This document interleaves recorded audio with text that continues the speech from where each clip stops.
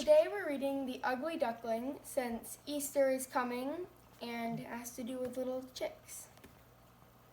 The Ugly Duckling is written by Hans Christian Andersen and illustrated by Lisa McCue.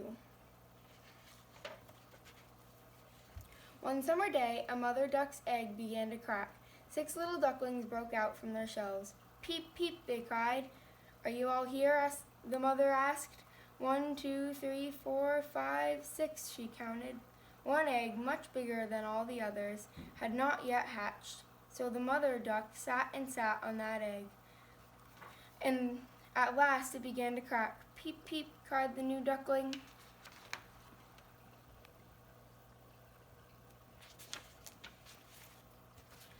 Leading her brood to the pond, the mother gasped when she saw the new duckling waddling along, for he was big and ugly. "He does not look like the others," she thought. "I wonder if he can swim." The duckling splashed into the water with the strange ugly duckling. Last of all, he swam merrily with the rest.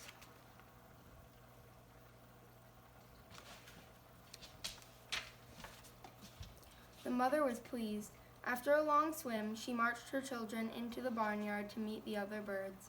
"Look at that big, ugly one," said some other ducks murmured. They began to laugh and peck at him. "Leave him alone," cried the mother. "He swims well and he will grow up to be a fine drake, I'm sure." But day after day, the poor duckling's life in the barnyard grew worse. Not only did the ducks make fun of him, but the chickens and turkeys did as well.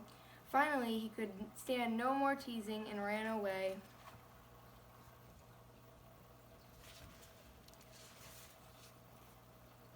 The duckling soon came to a swamp that was surrounded by woods. He fell asleep among the rushes under a friendly moon.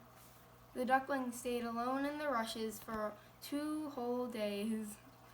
Then the wild geese came by, wanting to pass the time. "You are so ugly that I like you," one of them said. "Come with us and we will introduce you to some other geese." But before they could go, a great bang, bang, ran through the woods. In a flash, the 2 wild geese were gone. Hunters and their dogs were coming through the woods.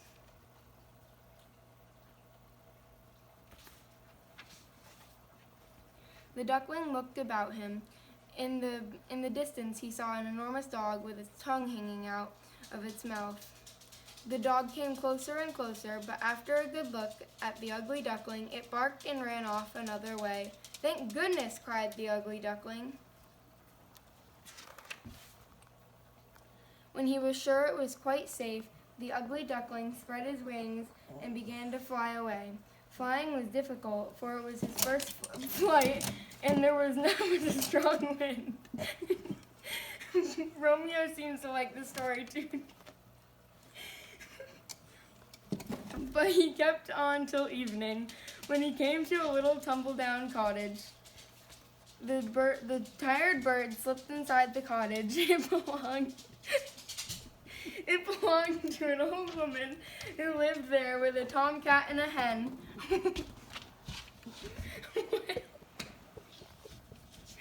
Okay. "So, what good luck," said the old woman when she saw the ugly duckling. "We shall have ducks to eat. Oh, duck's eggs to eat. If this duck doesn't turn out to be a drake." Oh. Okay. The hen and the tomcat crept quietly to the drake. "Can you lay eggs?" the hen asked. "Can you purr or arch your back?" the tomcat asked.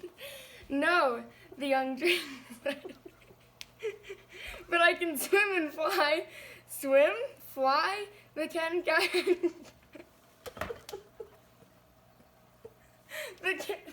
cackled. "What earthly..." Stop laughing, Mom. "What earthly good is swimming or flying? You should learn to lay eggs or purr," added the grinning tomcat. I had best to be on my way," said the drake, whose heart was beating quite fast. He left the cottage at once and flew to a marsh.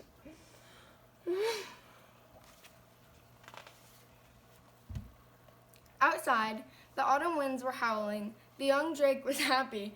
And happy.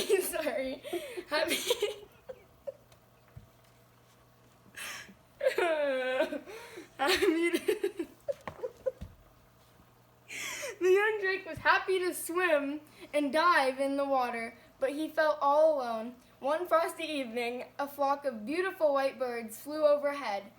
The youngest drake felt strange when he saw them. He cried out to them and spun around in the water, but soon the large birds were out of sight.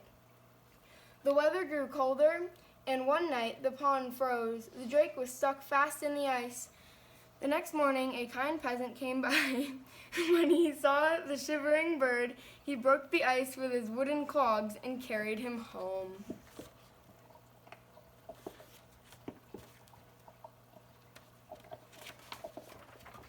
The peasant's children wanted to play with the bird, and they began to chase him. He flew up in a panic, knocking over a pitcher of milk. It crashed to the floor along with some china. What? Oh, the peasant's wife cried, raising her hands in anger. This frightened the bird still more. He flew into the new butter and then into the flour bin. Out of my house before you spoil all the food, the woman cried, as she drove the young drake outdoors again.